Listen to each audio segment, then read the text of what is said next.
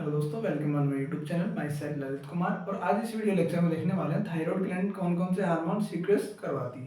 अपन ने previous video में बात करी थी कि थायराइड ग्लैंड की एनाटॉमी एंड फिजियोलॉजी। इस वीडियो लेक्चर में देखने वाले हैं कि थायराइड ग्लैंड कौन कौन से हार्मोन सीक्रेट करवाती है। अब थायराइड ग्लैंड 2 हार्मोन सीक्रेट करवाती है, T4 T3 एक हार्मोन हो गया और सेकंड हार्मोन है कैल्सिटोनिन। T4 को हम T4 का अदर नेम होता है थायरोनिन, थायरोक्सिन सॉरी। T4 का अदर नेम होता है थायरोक्सिन और T3 का अदर नेम होता है ट्राई आयोडोथायरोनिन, ट्राई आयोडोथायरोनिन। अब ये हार्मोन्स क्या करवाते हैं कि जो हमारा नर्वस सिस्टम है और स्केलेटल सिस्टम है उसकी ग्रोथ करवाते हैं और ये फिजियोलॉजिकल एक्टिविटी करवाते हैं, जैसे डाइजेस्टिव सिस्टम हो गया, रिप्रोडक्टिव सिस्टम हो गया, स्किन हो गया वगैरह। अब बात आती है कि सीक्रेट्स कैसे होते हैं, तो आयोडीन जो होता है, आयोडीन साल्ट, वो असेंशियल होता है इन हार्मोन की सीक्रेशन के लिए। अगर मान लो आयोडीन कम सीक्रेट हो रहा है तो क्या करती है, थायराइड ग्लैंड अपनी एक्टिविटी बढ़ा देती है सीक्रेशन करवाने के लिए। तो उस स्थिति में थायराइड ग्लैंड की एक्टिविटी और उसकी ग्रोथ हो जाती है, तो उसको क्या बोलते हैं हम, गोइटर बोलते हैं। तो अब इस लाइन टू लाइन देखते हैं हम। Iodine is essential for the secretion. Iodine क्या होता है, बिल्कुल जरूरी होता है T4 और T3 के सीक्रेशन के लिए। Glands take up iodine from the blood is called iodine trapping. अब जो ये ग्लैंड्स होती है ये आयोडीन का एब्जॉर्प्शन कहाँ से करती है, ब्लड से। तो उस प्रक्रिया को अपन क्या बोलते हैं, जैसे अपन ने कुछ आयोडीन टेकअप किया, जैसे साल्ट हो गया, आयोडीन छान लिया, कुछ वेजिटेबल से साल्ट एब्जॉर्ब हुआ और वो ब्लड स्ट्रीम में पहुंच गया।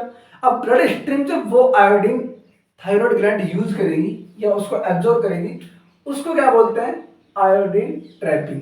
उसको क्या बोलेंगे अपन, आयोडीन ट्रैपिंग। अब अगर मान लो आयोडीन की कमी हो जाए तो मतलब T3 और T4 का सीक्रेशन घटेगा, तो उस स्थिति में अपनी थायराइड ग्लैंड जो होती है अपनी एक्टिविटी और अपनी ग्रोथ को बढ़ा देती है और मतलब एक साइज में बड़ी हो जाती है, जिसे अपन गलगंड रोग बोलते हैं, गले में सूजन आ जाता है। तो उस डिसऑर्डर को बोलते हैं गोइटर। ये ध्यान रखना, गोइटर, गोइटर बोलते हैं उसको अगर आयोडीन की डेफिशिएंसी हो जाए तो। Secretion of T3 and T4 are started from the third month of the fetal life, increase at puberty। अब जो T4 और T3 का सीक्रेशन है वो क्या करता है, फीटल लाइफ जो थर्ड मंथ होती है फीटल लाइफ की वहां से शुरू होता है, होता रहता है। अब at the time of puberty क्या हो जाता है, बिल्कुल इंक्रीज हो जाता है धीरे धीरे। जैसे जैसे प्यूबर्टी आएगी, जैसे जैसे स्केलेटल मसल की ग्रोथ करवानी है, नर्वस सिस्टम को डेवलप करवाना है, तो इनकी ग्रोथ बढ़ेगी तो हार्मोन की ग्रोथ भी बढ़ेगी। अब ये होता है क्या है कि at the time of pregnancy बहुत ज्यादा सीक्रेट होता है। अगर फीमेल डिपार्टमेंट की बात करें तो higher in women at pregnancy time, pregnancy time पे बहुत ज्यादा सीक्रेट्स होता है। T3 T4 is essential for the normal growth of especially skeletal system, nervous system। हमें बताया था ना, skeletal system और nervous system, maintain physiological activity of heart, skeletal muscle, skin, digestive और रिप्रोडक्टिव। ये क्या करता है, नर्वस सिस्टम और स्केलेटल सिस्टम की तो नॉर्मल ग्रोथ करवाता है और फिजियोलॉजिकल एक्टिविटी जैसे हार्ट की होगी, रिप्रोडक्टिव होगी, डाइजेस्टिव सिस्टम की होगी, स्किन मतलब इंटीग्रेटिव सिस्टम की होगी, तो उनकी फिजियोलॉजिकल एक्टिविटी को मेंटेन करता है। अगर बात आती है कि T4 T3 के सीक्रेशन कम हो जाए तो उस कंडीशन को बोलते हैं अपन हाइपोथायरॉयडिज्म, ठीक है। अगर T3 और T4 के सीक्रेशन बढ़ जाए तो उस कंडीशन को अपन बोलते हैं हाइपरथायरॉयडिज्म। दोनों कंडीशन होती है, दोनों डिफरेंट कंडीशन होती है। अभी ऐसा होता है क्योंकि थायराइड ग्लैंड की एक्टिविटी या उसकी ग्रोथ डेवलपमेंट में कोई कमी आ जाए, कोई ग्रोथ ज्यादा हो जाए उसकी, तो इस कारण ऐसा होता है। और भी कुछ बहुत सारे कारण है जिससे हो जाता है। अब अपन देखते हैं कि हार्मोन्स कैसे कैसे रेगुलेट होते हैं, कैसे बढ़ते हैं और कैसे घटते हैं, ठीक है। सपोज दैट कोई अपन ने एक्सरसाइज करी, एक्सरसाइज के टाइम पे बॉडी को एनर्जी की रिक्वायरमेंट ज्यादा होगी, स्केलेटल मसल की रिक्वायरमेंट ज्यादा होगी। Sleep, low blood glucose level मतलब हाइपोग्लाइसीमिया कंडीशन या स्ट्रेस की कंडीशन। तो इन कंडीशन में क्या होता है कि हाइपोथैलेमस को एक पॉजिटिव स्टिमुलेशन जाता है कि आपको T3 और T4 के सीक्रेशन बढ़वाने हैं। अब देखो, अब होता क्या है, सब में यही प्रोसेस देखते आ रहे हैं कि हाइपोथैलेमस के पास मैसेज आएगा, स्टिमुलेशन जाएगा, तो हाइपोथैलेमस पिट्यूटरी को मैसेज भेजेगा और पिट्यूटरी उस पर्टिकुलर ग्लैंड को मैसेज करती है जिससे हार्मोन सीक्रेट्स करवाने। तो अपन क्या करेंगे कि हाइपोथैलेमस क्या करेगा, टीआरएस रिलीज करेगा, थायरोट्रोपिन रिलीजिंग हार्मोन सीक्रेट करेगा, रिलीजिंग हार्मोन, ठीक है। अब वो रिलीजिंग हार्मोन एक्ट करेगा एंटीरियर पिट्यूटरी पे, क्योंकि टीएसएच एंटीरियर पिट्यूटरी सीक्रेट होता है।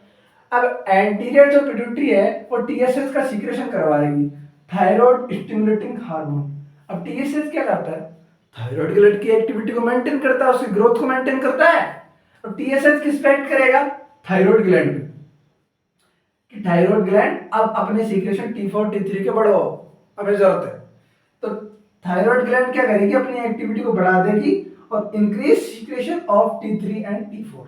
ठीक है, थायराइड ग्लैंड के पास मैसेज गया कि अब आप T3 और T4 के सीक्रेशन बढ़ाइए। तो थायराइड ग्लैंड ने क्या किया कि T4 T3 के सीक्रेशन बढ़वा दिए। अब ये देखो, बढ़े हुए सीक्रेशन दो प्रकार से कम होते हैं।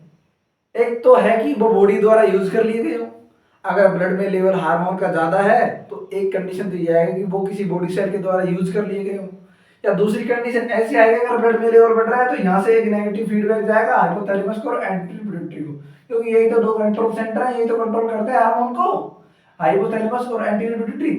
तो यहाँ से एक इनहिबिशन जाएगा, मतलब नेगेटिव फीडबैक जाएगा कि हाइपोथैलेमस और पिट्यूटरी अब हार्मोन्स के सीक्रेशन बढ़ गए, आप कम करवा सकते हो या स्लो करवा सकते हो। ठीक है, अब नेक्स्ट बात आती है कि जो बढ़ा हुआ लेवल है वो सेकंड टाइप से कैसे कम होगा। दूसरी तरह ये कम होगा कि use by the most body cell, जिन बॉडी सेल को रिक्वायरमेंट थी वे बॉडी सेल क्या करती है, हार्मोन्स को यूज कर लेती। ऐसे मान लो स्केलेटल मसल को जरूरत थी या नर्वस सिस्टम में कोई सेल को जरूरत थी तो वहां यूज कर लिया। अब यूज करने के बाद तो जाहिर सी बात है कि increase the hormone level into the blood, blood का जो हार्मोन्स का लेवल ब्लड में कम होना है। अब कम हो गया तो मतलब सीक्रेशन बढ़वाने हैं, ये प्रोसेस चलती रहती है, देखो कम ज्यादा की प्रोसेस चलती रहती है। तो यहाँ से हाइपोथैलेमस, यहाँ से एक मैसेज जाएगा हाइपोथैलेमस को स्टिमुलेशन का, मतलब पॉजिटिव फीडबैक जाएगा कि हाइपोथैलेमस अब ब्लड के अंदर T4 T3 का सीक्रेशन कम है, आप इंक्रीज करवाइए। तो वापस से क्या करेगा, हाइपोथैलेमस रिलीजिंग हार्मोन सीक्रेट करता है। अगर नेगेटिव फीडबैक या इनहिबिशन जाता है तो हाइपोथैलेमस या रिलीजिंग की जगह इनहिबिशन हार्मोन सीक्रेट करता है और ब्लड में लेवल कम हो जाता है। आई होप आपको समझ आएगा। अब नेक्स्ट हार्मोन देखते हैं अपन, कैल्सिटोनिन। नेक्स्ट देखते हैं कैल्सिटोनिन हार्मोन। जो कैल्सिटोनिन हार्मोन क्या होता है कि ब्लड में जो कैल्शियम का बढ़ा हुआ लेवल है उसको मतलब रेगुलेट करवाता है, एक तरीके से लो करवाता है, मतलब लो करवाता है। तो अब देखते हैं कि सीक्रेट में, सीक्रेट ये कहाँ से सीक्रेट, पहली बात तो सीक्रेट कहाँ से होता है। हमने पढ़ा हुआ था कि थायराइड ग्लैंड में पैराफोलिकुलर सेल पाई जाती है जिसे हम सी सेल भी बोलते हैं, उसका अदर नेम होता है सी सेल। तो सी सेल से ही हमारा कैल्सिटोनिन सीक्रेशन होता है। अब कैल्सिटोनिन की बात आती है, कैल्सिटोनिन करता क्या है, ये क्या करता है, जो कैल्शियम का लेवल है उसको लो करता है ब्लड के अंदर। अब वो कैसे कैसे लो करता है हम देखेंगे। Secreted by the parafollicular cell, C cell of the thyroid gland, जो थायराइड ग्लैंड की सी सेल है वहां से सीक्रेशन होता है इसका, responsible for the lower blood calcium level. ये क्या करता है, जो ब्लड में कैल्शियम लेवल का, जो कैल्शियम का लेवल है उसको कम करवाता है, मतलब सी प्लस साइन को कम करेगा बाय सम एक्शन, कुछ एक्शन के द्वारा। क्या एक्शन है, bone cell promote their storage of calcium. ये क्या करवाता है, बोन सेल्स को प्रमोट करता है कि उस कैल्शियम का स्टोर करके रखो भाई आप, कि बोन सेल्स को प्रमोट करेगा कि आप कैल्शियम का स्टोर करो, इसलिए ब्लड में लेवल कम हो जाएगा। सेकंड है kidney tubules inhibiting the Ca plus reabsorption. अब जब मान लो डीसीटी पीसीटी हेलने के लूप में यूरिनाइट कलेक्ट होता है, अब उस यूरिन में कुछ glucose, amino acid, calcium, sodium सब कुछ होते हैं। तो ये हार्मोन क्या करता है, किडनी ट्यूब्यूल्स पर एक्ट करता है और ये कैल्शियम के रीअब्जॉर्प्शन को रोक देगा। अगर वहां से उस वेस्ट मटेरियल के यूरिन से अगर कैल्शियम का रीअब्जॉर्प्शन नहीं होगा वापस, तो कैल्शियम एक्सक्रीट आउट हो जाएगा बॉडी से। अगर बॉडी से कैल्शियम एक्सक्रीट आउट है तो ब्लड में लेवल कम हो जाएगा। तो ये क्या करता है, किडनी ट्यूब्यूल्स पे वर्क करता है और उनके रीअब्जॉर्प्शन को रोक देता है, कैल्शियम के रीअब्जॉर्प्शन को रोक देता है। This hormone is important for the childhood. ये हार्मोन्स क्या होते हैं, चाइल्डहुड में बड़ा इंपॉर्टेंट रोल प्ले करते हैं, क्योंकि ड्यूरिंग द चाइल्डहुड बच्चे की जो बोन होती है वो साइज एंड शेप में चेंज होती है, इसलिए ये बहुत इंपॉर्टेंट रहता है चाइल्डहुड के दौरान। अब बात आती है कि parathyroid hormones perform opposite action of calcitonin. जो हमारी पैराथायरॉयड ग्लैंड है, जो थायरॉयड ग्लैंड के जस्ट पीछे पाई जाती है, तो वो क्या करती है, पैराथायरॉयड हार्मोन का सीक्रेशन करवाती है। और जो पैराथायरॉयड हार्मोन है वो जस्ट अपोजिट एक्शन करता है कैल्सिटोनिन के। अब कैल्सिटोनिन तो क्या करेगा, लेवल को कम करेगा, कैल्शियम के लेवल को। अरे ये तो पैराथायरॉयड हार्मोन्स हैं, ये तो हमारे पैराथायरॉयड हार्मोन्स ये क्या करते हैं, कैल्शियम के लेवल को बढ़ाते हैं, ये अपोजिट एक्शन करते हैं, तो इनका बैलेंस बनता रहता है। आई होप आपको ये वीडियो पसंद आया होगा। तो प्लीज़ चैनल को लाइक, सब्सक्राइब, शेयर और कमेंट में बताएं मुझे। Thanks for watching. Thank you.